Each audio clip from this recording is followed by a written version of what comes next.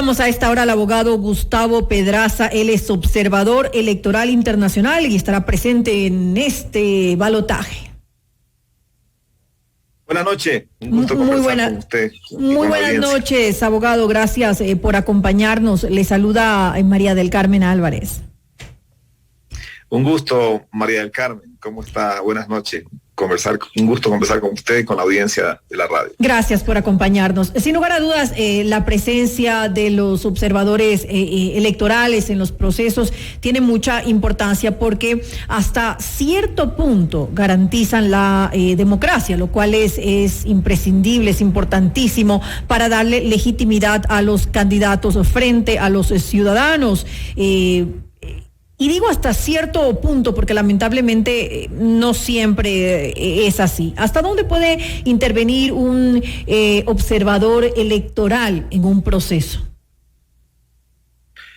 Es muy importante el rol de la observación internacional en los procesos electorales.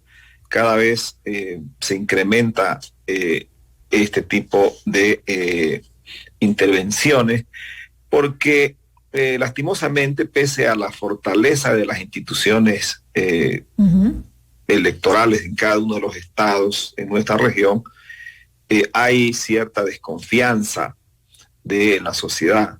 Los procesos políticos, sobre todo cuando se han polarizado, como es el caso en nuestros países, yo soy de Bolivia, venimos recién de procesos electorales que se han dado el pasado año y también hace pocos días en el campo local, en el campo municipal sobre todo.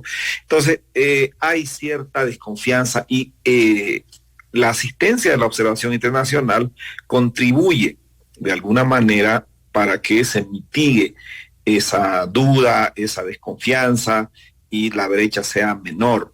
Esta visión imparcial, objetiva, de una posición externa al campo político nacional, sin ninguna duda, contribuye a darle objetividad y a incrementar la credibilidad en los procesos electorales en nuestros países. Ahora vamos a tener en nuestro país más de 2,000 observadores nacionales y más de 200 internacionales, en realidad casi 300, son 293 los que tenemos conocimiento que están registrados. Cada uno de ellos, cada uno de ustedes tiene un papel específico que ya ha sido programado. Sí, hay una buena organización, diríamos que cada uno de nosotros ya tiene un rol determinado, sabemos dónde vamos a estar desde días antes de las elecciones. Hoy día han habido actividades, ayer también, mañana tenemos también actividades, hay traslado a las provincias de cada uno de los grupos. En mi caso, yo voy a trasladarme a la provincia de Manabí el día de mañana en la noche, donde se nos ha asignado ya responsabilidades en recintos electorales determinados, ¿no? ¿Y cuáles son sus tareas específicas de observación? Bueno, son 3 momentos muy importantes en los cuales hay que concentrarse. Uno es la apertura de las mesas el mismo día de la elección, ¿no? Muy temprano vamos a estar asistiendo a recintos electorales importantes. Después es la observación del proceso de votación como tal y del proceso de cierre y conteo de votos. Entonces, nuestro rol es observar, ver cuál es el desempeño de cada uno de los actores, si se están cumpliendo todas las normas y obviamente hacer las recomendaciones que esto implique posteriormente, ¿no? Ahora, usted habla de ofrecer las recomendaciones, estas recomendaciones que son para mejorar obviamente los procesos electorales, pero ya no el actual, sino los procesos los próximos procesos electorales que se realicen en los distintos países. Estamos hablando de que responden al ámbito técnico o también de alguna manera responden al ámbito legal. En los dos campos, ¿no? Los dos campos, todos los países tenemos normas internas que regulan los procesos electorales en cada uno de sus momentos. Entonces, hay aspectos técnicos, hay aspectos de orden jurídico que pueden ser mejorados siempre para que pueda haber un resultado más confiable, ¿no? Creo que los sistemas de conteos rápidos, el voto en casa, la asistencia, digamos, en cada uno de estos, diríamos, de estas partes del proceso electoral, es muy importante tanto para cada uno de nuestros países como también para los que no están con actividades electorales, pero que les sería muy útil como lecciones aprendidas, ¿no? Ahora, abogado Pedraza, ¿qué podríamos decir de los procesos electorales que se han llevado en América Latina? ¿Podríamos decir que hemos estado ante procesos democráticos o en algunas de las ocasiones igual ha quedado esa duda? Bueno, conozco mucho la situación interna de nuestro país. Por ejemplo, nosotros hemos tenido que anular una elección en Bolivia realizada en 2019 justamente porque hubo un fraude, ¿no? Hubo un fraude comprobado por la Organización de Estados Americanos, por la misión de observación, y fruto de ello se anularon esas elecciones y se volvieron a realizar el año pasado, en el mes de octubre, el 20 de octubre. Ahí podemos con toda claridad ver cómo el fraude, el mal manejo del poder en beneficio de un partido político puede darse, ¿no? Cuando no hay una institución electoral independiente, no hay un órgano electoral independiente, como en el caso del que teníamos en Bolivia en aquel tiempo, cuando Evo Morales era presidente. Entonces, hay sin duda alguna, como el caso boliviano, que nos tocó vivir en el 2019, hay la necesidad de fortalecer la institución electoral y de darle independencia. Es elemental la independencia política de las organizaciones electorales para que haya credibilidad y para que no estén bajo sospecha y para que actúen sobre todo de manera imparcial y objetiva. Pero también es importante la independencia política de los observadores internacionales, los que deberían ser imparciales, deberían ser independientes, no deberían ser afines a ninguno de los candidatos. Sin embargo, en algunas ocasiones, pues hemos visto a observadores internacionales que sí se encuentran parcializados. ¿No existe de alguna manera una legislación para poder controlar, para poder regular la actuación de los observadores internacionales cuando forman parte de misiones o son de alguna manera invitados a estos procesos?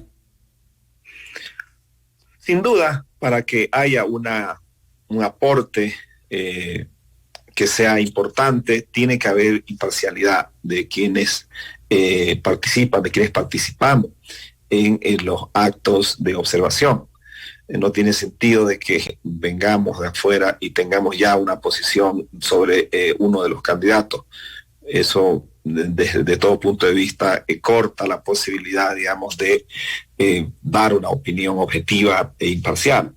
Hay invitados que son, digamos, elegidos por los partidos políticos, ¿no? En ese caso tienen diferencia con los invitados a la observación internacional, que vienen, digamos, a invitación del Consejo Nacional Electoral, que esto debe garantizar su independencia para que su criterio, su visión sea imparcial y objetiva. Pero no hay una regulación desde el punto de vista jurídico.